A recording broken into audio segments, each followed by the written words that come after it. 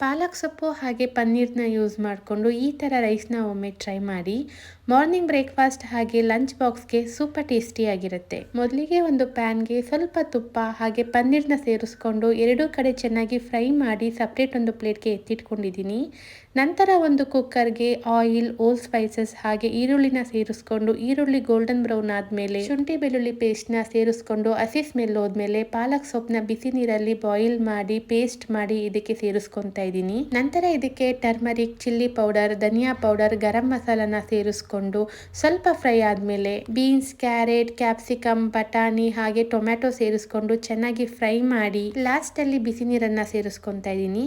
ಬಿಸಿ ನೀರು ಒಂದು ಕುದಿ ಬಂದ್ಮೇಲೆ ಅಕ್ಕಿನ ಸೇರಿಸ್ಕೊಂಡು ರುಚಿಗೆ ತಕ್ಕಷ್ಟು ಉಪ್ಪು, ನಿಂಬೆ ರಸ, ಮೊದಲೇ ಮಾಡಿಟ್ಕೊಂಡಿರುವಂಥ ಪನ್ನೀರ್ ಫ್ರೈನ ಸೇರಿಸ್ಕೊಂಡು ಒಂದು ವಿಜಿಲ್ ಕೂಗಿಸ್ಕೊಂಡ್ರೆ ಸೂಪರ್ ಟೇಸ್ಟಿ ಆಗಿರುವಂಥ ಪಾಲಕ್ ಪನ್ನೀರ್ ರೈಸ್ ರೆಡಿ ಆಗುತ್ತೆ.